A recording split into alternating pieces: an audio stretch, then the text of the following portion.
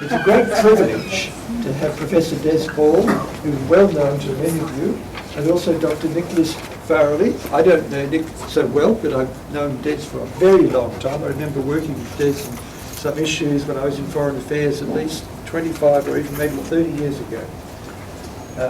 But they have both a great deal of expertise and experience in researching and writing on a whole range of security topics, but particularly with regard to Thailand. And the topic today, of course, is the question of violence in southern Thailand, a problem that stretches back a very long time, at least to the 19th century, and probably even beyond that. A difficult issue for the Thais. I keep meeting Thais who really sort of say, well, what are we going to do? We don't know what we're going to do. But this is an issue that needs resolution, but it's not an easy one. For the Thais, it really is a very wicked problem. So anyway, we're going to hear today from the experts. So over to you. Thanks, John. I've been visiting, or more accurately, just passing through Thailand South through the course of the last 3 or 4 decades, but primarily spending time in Songkhla and Hat Yai. It was only in December of 2008 that I went down to the 3 southernmost provinces and spent some time down there with a colleague of mine, Professor Tony Milner, who's a Malay historian and was very interested in looking at the Malay dimensions of what was being described as a counterinsurgency situation.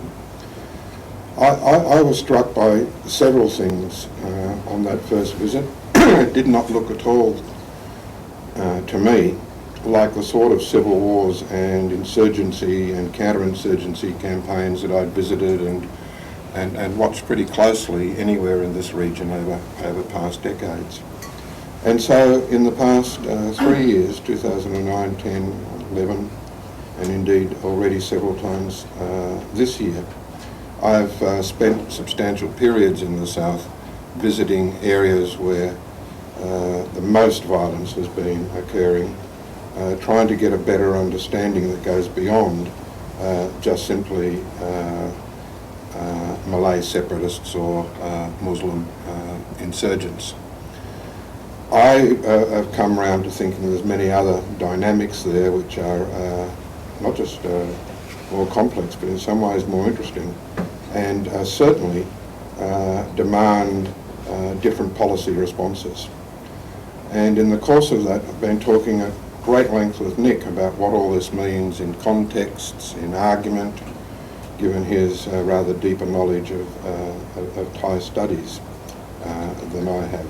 So he's in fact going to make the presentation on the basis of a joint piece of research which we've put together on how you interpret what is now into the 11th year of this resumption of violence starting back in 2001. Nick. Thanks very much, Des.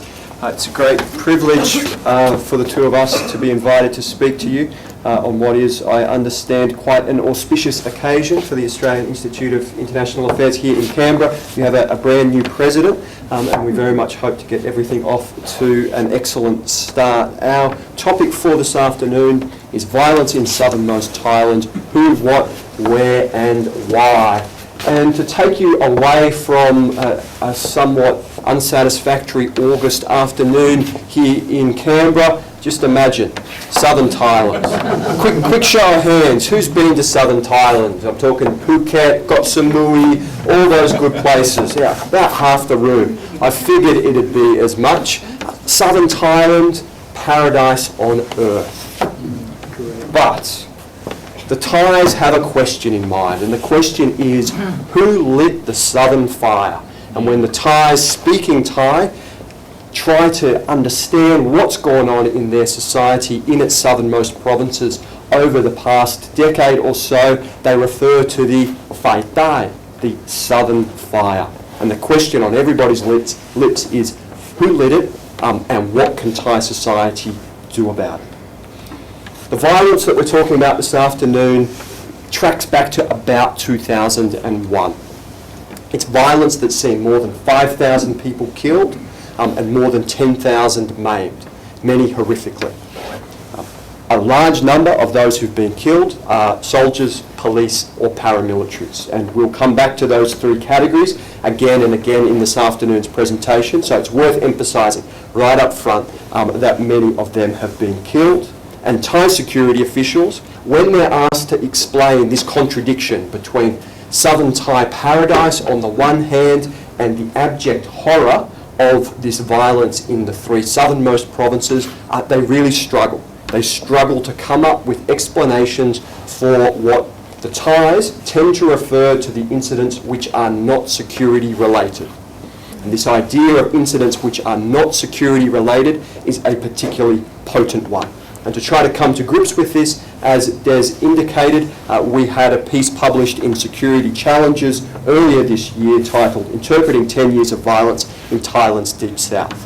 And if you're intrigued by some of the aspects of this afternoon's presentation, then I'd encourage you to follow up with that much longer piece. In brief though, and I'll just read this one out so that all the points are made crystal clear, the answers that Des and I introduce point to crime, personal disputes, retribution, and you'll note that that one is highlighted and in bold here. That's because we'll be talking about it at some length in today's presentation. Electoral politics and commercial imperatives as specific explanations for proportions of the violence and for its spatial distribution. To interpret the violence, we are particularly enthusiastic about a comparative methodology based on case studies. And what we're going to be talking through for about 20 minutes this afternoon are 4 different questions. Firstly, we'll be dealing with the who. Who is it who's ultimately involved in violence in southern Thailand? What do they have in mind? What are they hoping to achieve? The what does this violence look like up close? How does it fit into Thai efforts to keep it under control? We'll talk about where it's going on, its spatial distribution, and we will give you all some insights about the way that the violence has become localised. To do so, we're going to talk about 2 places in particular. Banang Satar, which you will come to appreciate is one of the most violent districts in southern Thailand, and another district by the name of Betong, which for a range of reasons that we're going to highlight is one of the most peaceful areas of southern Thailand. And we hope that contrast helps to illustrate our main points. And our main points, of course, come to the question, why? Why is southern Thailand faced with this persistent violent situation? And then, of course, the question is, what can the Thais do about it? Let's start with the who. And the who that many people have in mind when we start to think about Thai politics over the past decade or so is this gentleman pictured, uncharacteristically, I might say, in a yellow shirt. Deposed former Thai Prime Minister Thaksin Shinawatra. Thaksin was elected on the 6th of January 2001. And retrace this escalation of violence in southernmost Thailand basically to his election. After Thaksin, things started to go bad in Thailand's 3 southernmost provinces. Thaksin himself has always sought to portray his own government and its priorities as being exemplary with respect to their own peacemaking credentials. Thaksin himself, as a former police officer, has a certain idea about how law enforcement should be done.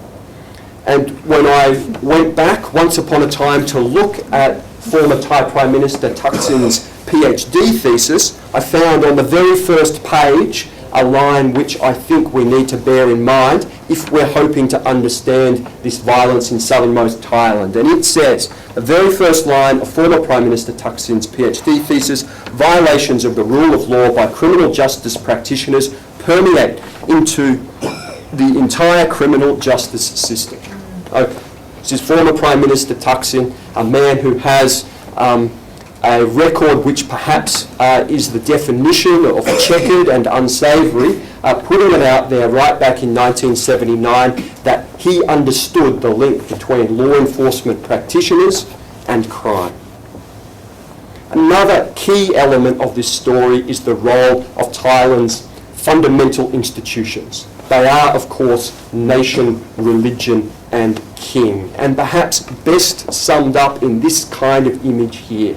The other prong of Thailand's recent political carnage has seen royalist forces mobilising in an effort to neuter Thaksin's influence. And this is a story that has been transferred to the southernmost provinces and is playing out in all sorts of quite inelegant and unsatisfactory ways. We have here, in a very dated picture, Her Majesty Queen Sirikit with her assault weapon under the close supervision of some of Thailand's security officials, showing what she can do. Key players in this story, and let's just start to work through them beyond this umbrella of the conflict between Thaksin and elements allied to Thailand's palace. There are, of course, the separatist and Islamist insurgents, if we choose to use that word, that have been active in southern Thailand now for many decades. Perhaps in this period from 2001 to 2012, something like 25% of the violence could be attributed to them in some direct way. Nobody's quite sure, but that has in recent times been the best guess of senior Thai army and other security officials. Since 2001, this is the other element of the key players that we need to keep in mind, there have been some simply enormous deployments of Thai security personnel to the southernmost provinces. Those are deployments that have some very significant political and economic consequences. And in the very most violent areas of these southernmost provinces, there are a multitude of different security agencies all jockeying for position. That means you've got the paramilitaries, you have various army units, you have various civilian security agencies, and of course you also have the police in its various forms. In some districts that might mean 10 different security agencies all hoping to keep things under control. No single agency in this system has anything like comprehensive command. Instead, what you have is a patchwork. Different groups, both from the government side and from the so-called insurgent side, doing different things, not always working in any coordinated fashion, all hoping to protect themselves and protect their economic interests. This picture here perhaps summarises some of the real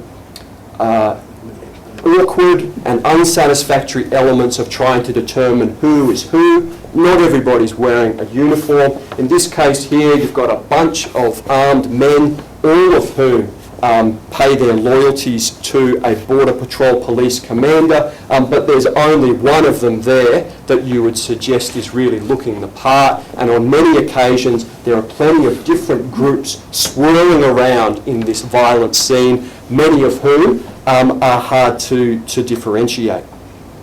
This means that out on the streets there are different kinds of day-to-day, very ordinary interactions between security officials and the public in these southernmost provinces, which do, from time to time, go quite badly wrong.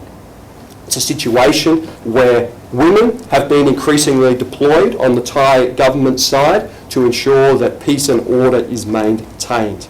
And some of the elements of the Thai security forces that are being deployed are not trained to the very highest standards. In fact, in some cases, there are paramilitary units that will be armed after perhaps 1, 2, or 3 days of drilling with their weapons.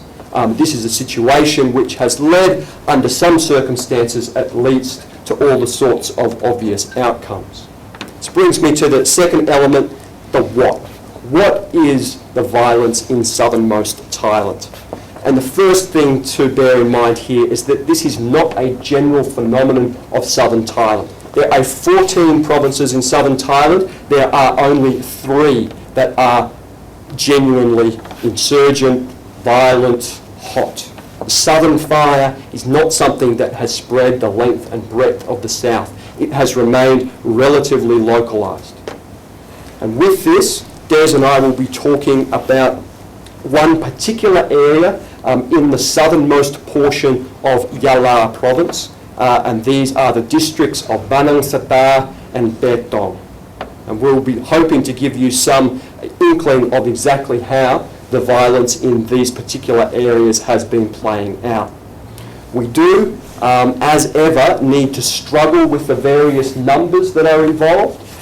Everybody invokes numbers to try and understand what's gone on in southern Thailand, and Des and I are no different, but we're also aware that the sorts of numbers on which we base our analysis are unsatisfactory to some very large extents.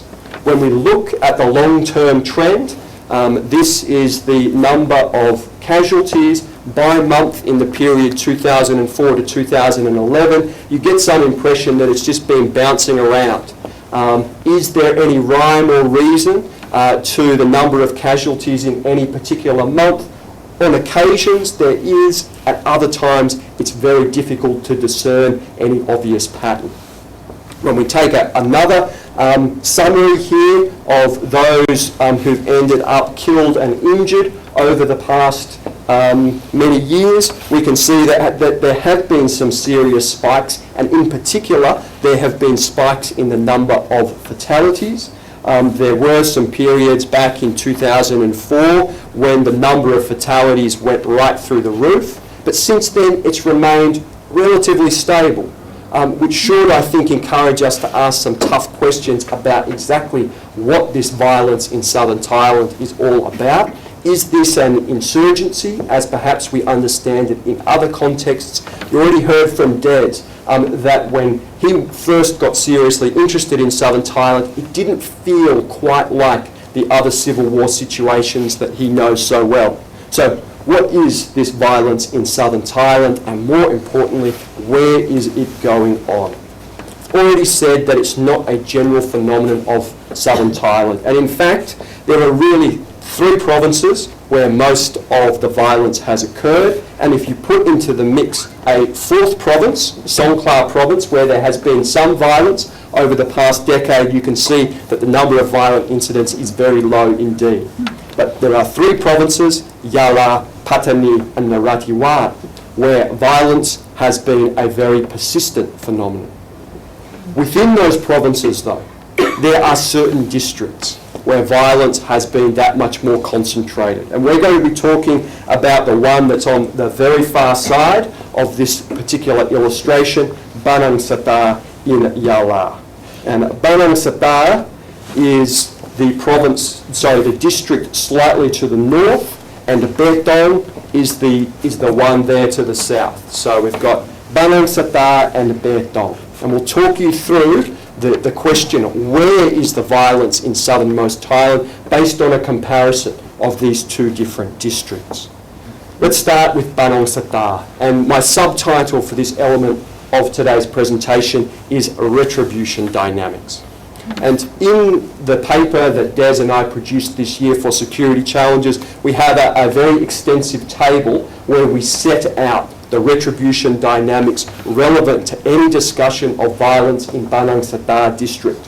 And what we suggest is that immediately after certain violent incidents against the security forces, and particularly the Border Patrol Police, there is retribution. The retribution doesn't always come straight away, but over time we can see a pattern that emerges. I'm going to talk you through how that's worked in a couple of different cases, but you can see here that there are some others that we could also have usefully chosen to present.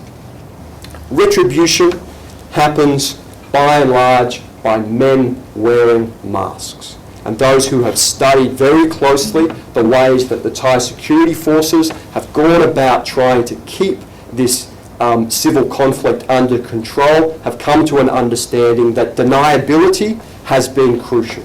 And you can see here a Border Patrol Police officer standing on the street, all ready to roll. We're certainly not accusing him or his unit of any improprieties directly, but structurally, institutionally, there are all sorts of issues with the way that the Thai authorities are managing the situation in a very violent area such as Banang Satar.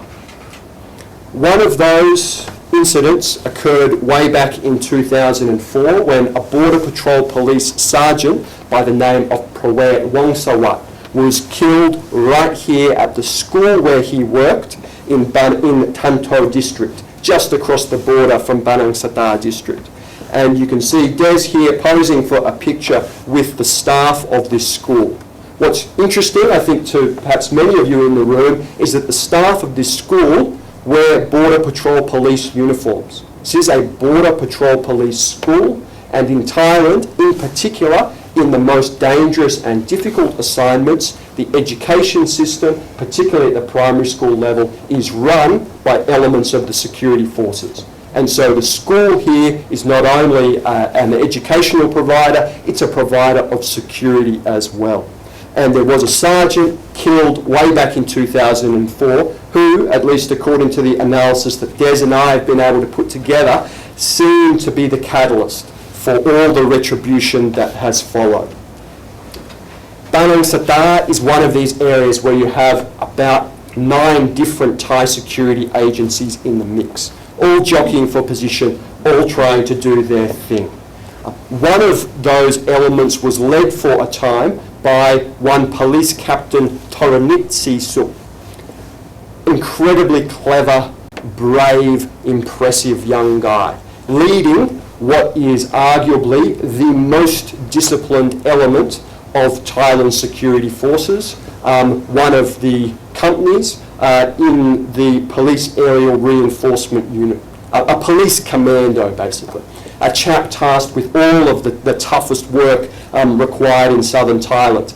He was killed, and his men were absolutely horrified. And you can imagine the scenes when Police Captain Toranit was killed, right there in front of the spot where Des is standing.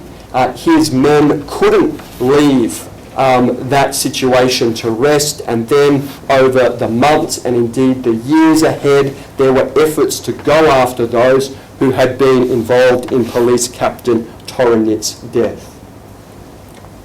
Not so long after, another fantastic, clever and courageous Thai police sub-lieutenant by the name of Kritikun Bunlu was also killed. In this case, it didn't take very long at all. Literally, 2 days later, 6 of the suspects were extrajudicially executed. The pattern is very clear. After the Thai security forces sustain the sorts of casualties that I'm describing, they don't hang around too long, in many cases at least, before they go back for some revenge. And Banang Satar, as a result, remains a dangerous place, a difficult place, a place where these different histories of violence and counter-violence now start to blur together. The other answer to the question, where is the violence in southernmost Thailand, I think is best illustrated by Betong. And the subtitle here is Sex and Security. Probably not what many of you were expecting when you got out of bed this morning.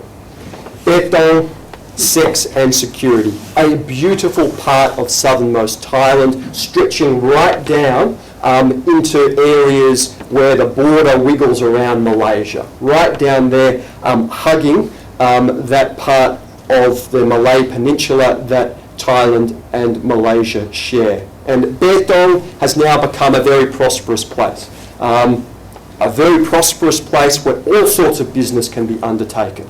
It's the sort of southern Thai success story that the Thai government has become so very proud of. It's got the big hotels. It's well and truly set up as a destination for tourism, for trade, and for everything else. And the everything else in Betong's case is the provision of commercial sex services. And Betong is a hub. Betong is an incredible location where Malaysian and Singaporean tourists will come across the border to take part in the entertainment offerings that the Thai side has to offer. Betong is safe, completely safe. Betong is a place which has basically been controlled. There are a bunch of different reasons for this, and Des and I, in our paper at least, get into some of the details, but the one that I'd like to leave you with this afternoon is that in Betong, there's basically only one security force that matters, and that's the provincial police.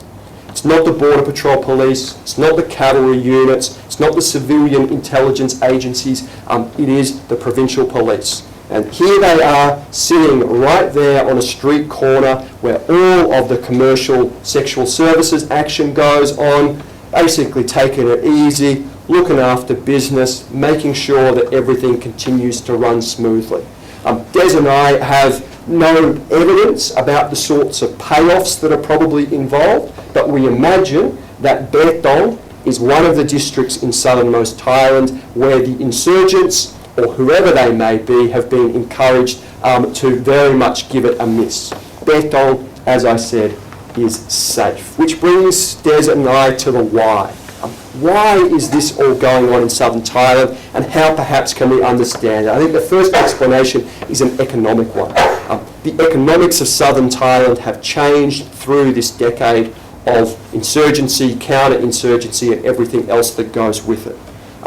What this has meant, at least in some places, such as Betong, is that there are plenty of opportunities for commercial actors to secure themselves if they're able to cultivate a sufficiently robust political and economic entity to do so. And Betong shows how that works in practice. Of course, with all of this, there are illicit economies and illicit economics. And we haven't had time this afternoon to talk about this and why this actually generates conflict in a place like Banang Satar district. What it means is that the drugs, the illicit oil markets, the illicit markets in people, the illicit markets in pretty much anything else you can imagine, are there for the taking. And so the different Thai security agencies, the different local political and commercial actors are all vying for a share of this. And then that leads to the kind of situation that we see in Banang Satar district. Banang Satar is what happens when everybody's still fighting for the spoils. Betong, to summarise, is what happens when everybody's decided how they're going to carve up the loot, and as a result it can remain relatively peaceful. And of course there are international dimensions that we need to bear in mind, but I don't think we should be talking about Jamaat Islamiyah. I don't think we should be talking about all of the other international actors that are so often concerned with the sorts of situations that we're describing in southernmost Thailand. The international actors that really matter here are those tens of thousands of Singaporean and Malaysian tourists coming across the border to towns like Betong, and as a result providing the conditions to keep those places that much safer. The international dimensions of Jamaat Islamiyah or whoever else are probably there in the background. But if we look at the overall picture of this past decade or so of violence in southernmost Thailand, Des and I would suggest that they're not the main actors that we need to bear in mind. Our final conclusions. The violence in southernmost Thailand is localised. It's a simple point to make, but I think it's important. It's important because it helps us to understand exactly how it is that this conflict has been allowed to continue for so long. There are some places, and Betong is a great example, although it's not the only one, that are almost entirely peaceful. At the same time, it's some confluence of the personal, the political and the commercial that seems to influence the level of violence in different areas in southernmost Thailand. And in our final analysis at least, it seems that what we see in these southernmost provinces is merely an aggravated pattern of what goes on in other parts of Thailand. Thailand is a society where personal, political and commercial violence is part of life. Southern Thailand is an extreme case, but at least over these years of very long, very enmeshed deployments by the Thai security agencies, a new pattern has emerged, and that new pattern needs to be taken into account. And on that note, I'd like to thank you very much for your interest. Des and I look forward to any questions that you have, and we'll take it from there. Thank you. Yes. I wonder if I could ask Nick a question about the rule of law and the role of legal practitioners. Is much thought given to the idea that when crimes are committed, people should be charged and according to due process of law, and have an independent judiciary rather than just killing them?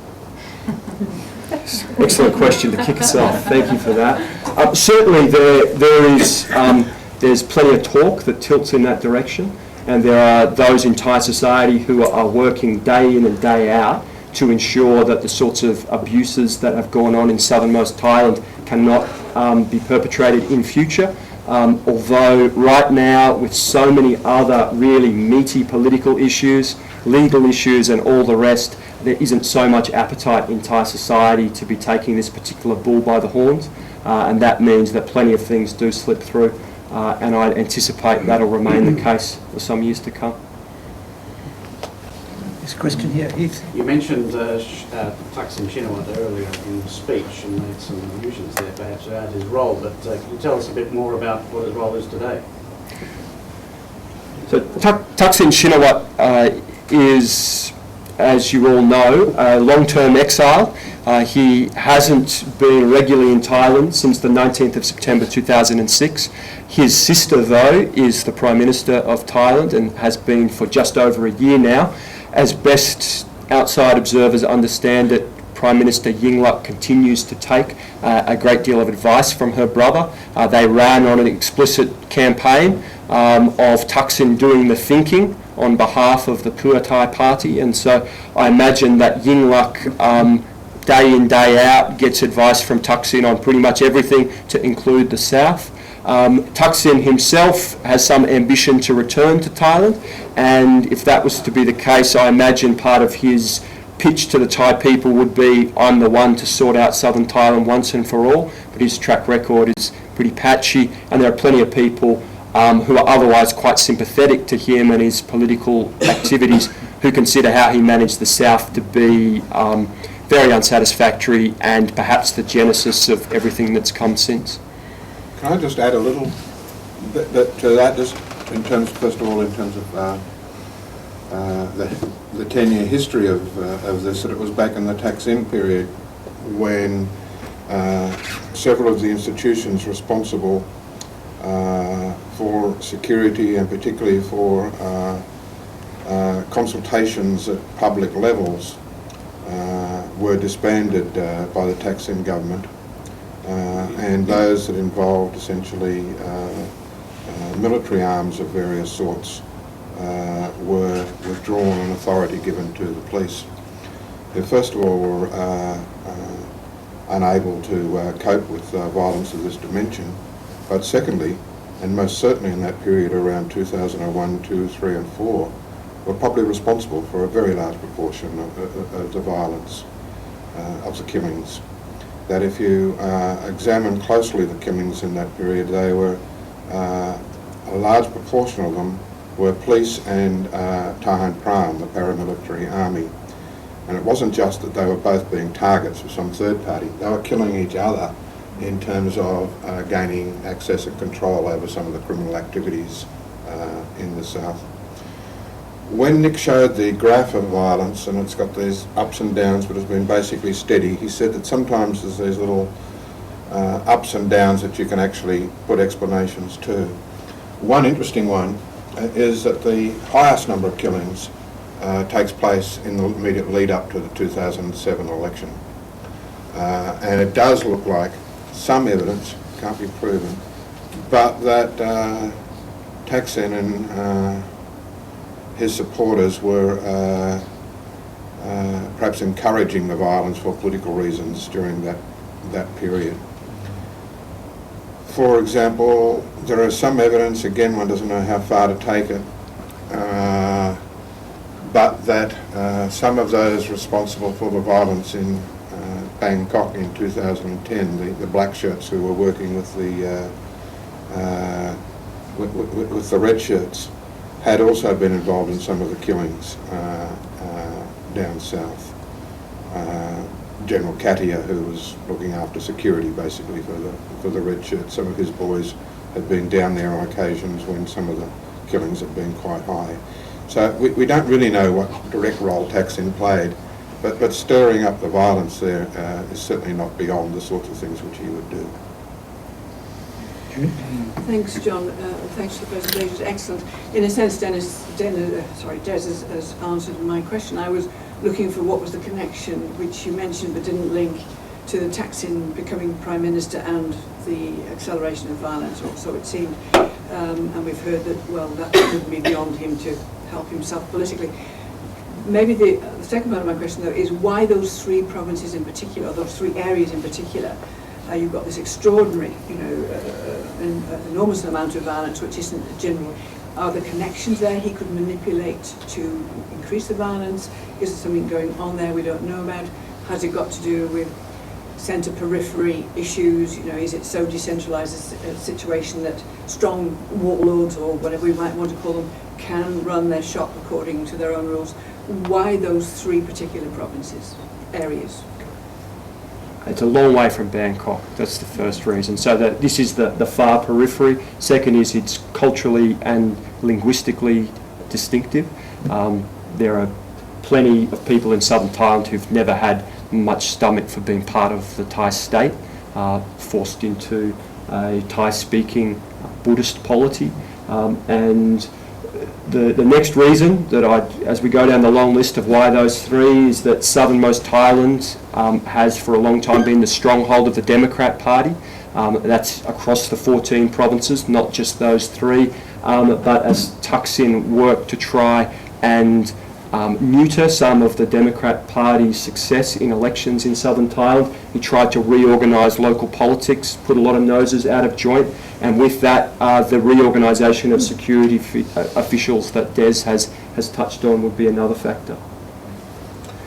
We are talking about the three provinces which do have the majority of their people of the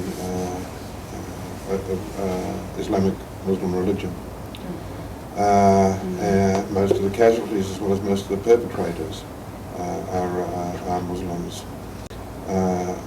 But it's difficult to come to what is the cause and effect issues in there. There are undoubted religious dimensions to this whole thing, but it comes about in terms of other implications. Unemployment is very, very high, because most of the youth who go to Islamic schools end up in their last years knowing the Quran very well, but they haven't actually got the prerequisites for going to university. Most of them don't go to university. Most of them don't even finish what you'd call a proper secondary education. They're unemployed, they're unemployable, they get involved in a very criminalised environment.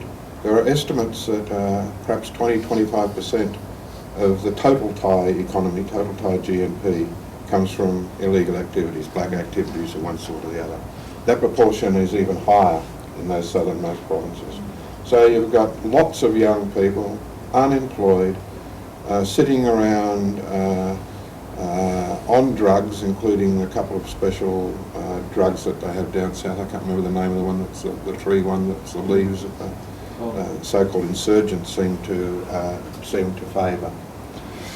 It's a mixture of these things. Some consequences of them being Muslim, but not, I don't believe, explicable in terms of Islamic terrorism, as many sort of terrorism and so-called counter-terrorism experts point the finger at.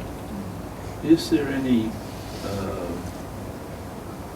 connection to be drawn between what is happening there now in this century and what was happening there 30 or 40 years ago, when the area that is on the map was pretty much was quite susceptible to interference by the remnants of the Malayan Communist Party and the insurgency directed against Kuala Lumpur, which took refuge in that part of Thailand, and where Malaysian security forces, sometimes with or without the agreement of the Thais, went across to try and get them, as it were. So the area has a long history of violence of one kind or another, and of brutalisation.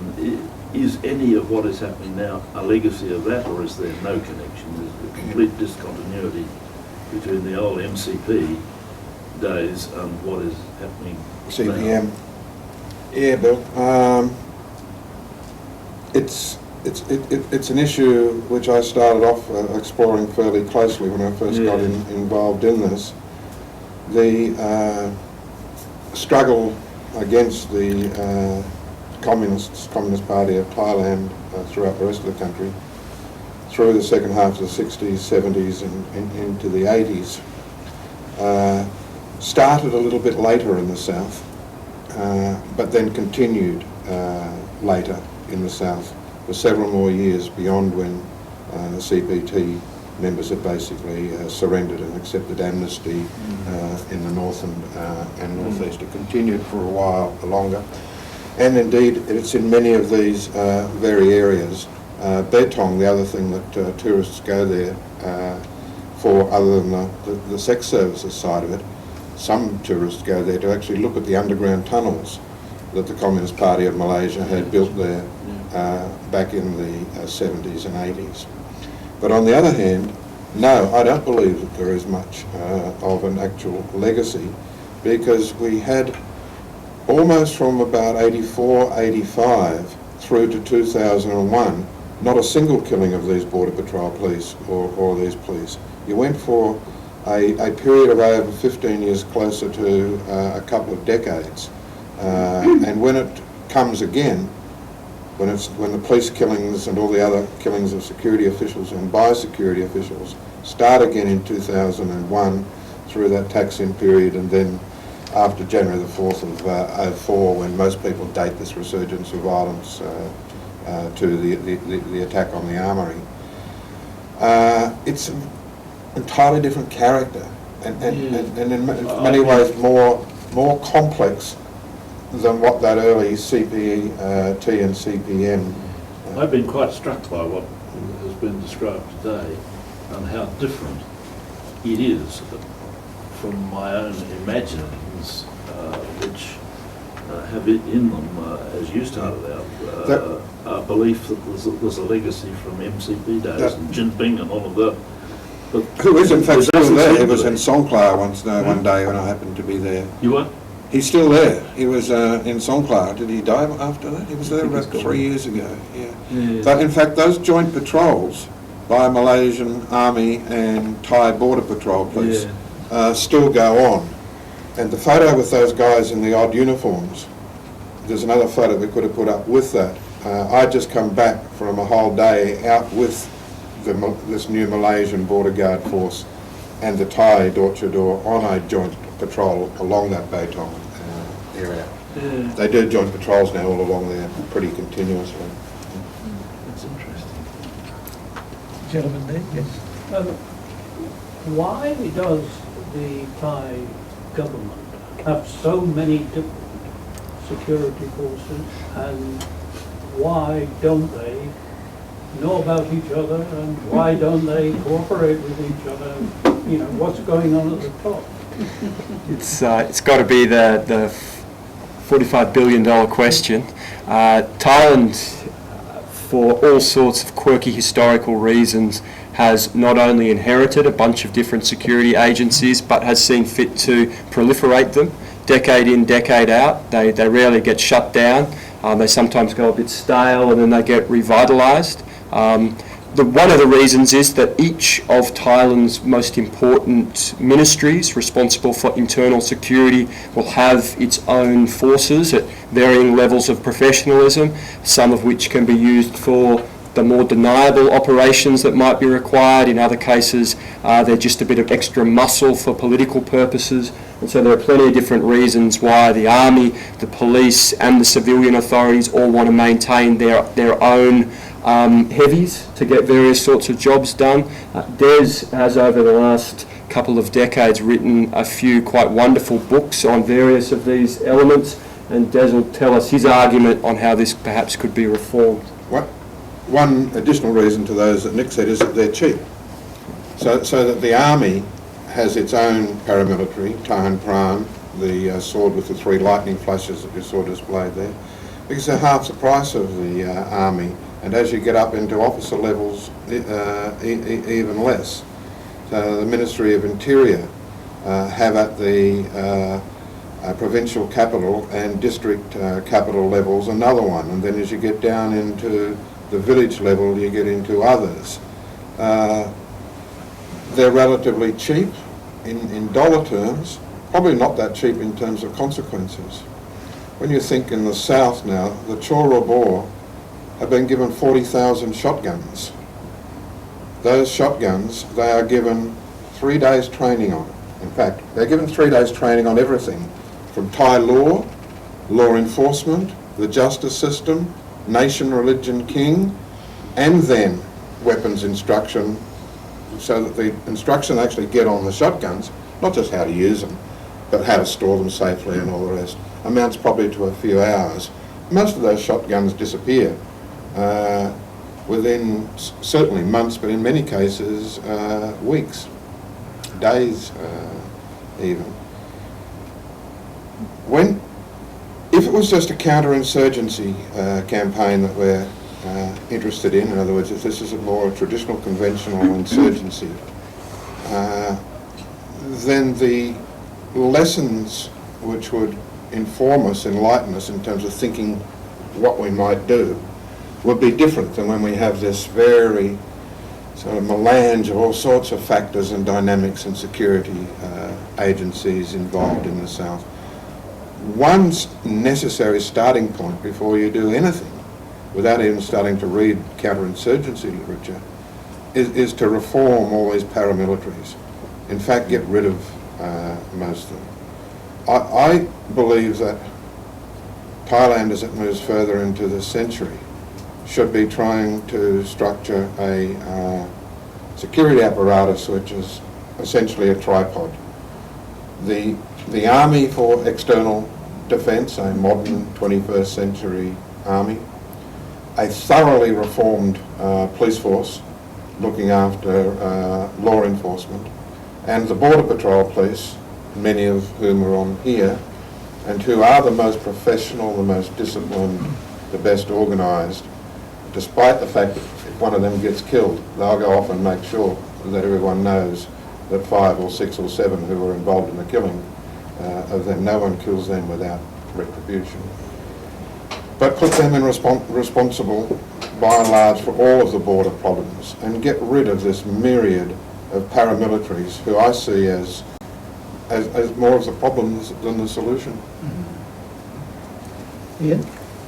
Thanks very much for those comments. I lived in Thailand in the 70s, working out of the embassy there, and the South at that stage was largely written off, as a great deal of Thailand was, as part of the communist insurgency scene. And there was an overlay in the South also of Islam versus the others, and insensitivity on the part of many of the military and police, because they weren't Islamic, that it became rather a religious issue. But on further drilling down, what we tended to find inevitably is that there was a contest on criminality of whose fiefdom, who was running those sort of roadblocks and the things of that nature, and more often than not, the further you could drill down, the issue tended to become that the police or the police field or army or police field force were the problem, not the solution. And it led to a terrible complication in terms of how do you deal with all of this, in terms of, and where was it all leading to. The only observation we really made is, in terms of violence in Bangkok, is Soi Patpong and Soi Cowboy were never the scene of any sort of those activities. Thanks, Ian. Can I respond in part to what you said, but also pursuing the last question? Because it does, the key question that comes from all of this is, you know, what should be done? If it's a insurgency situation, your normal solution is to try and recruit locals who know the terrain, who know the local communities, who know the school teachers, and to work with them.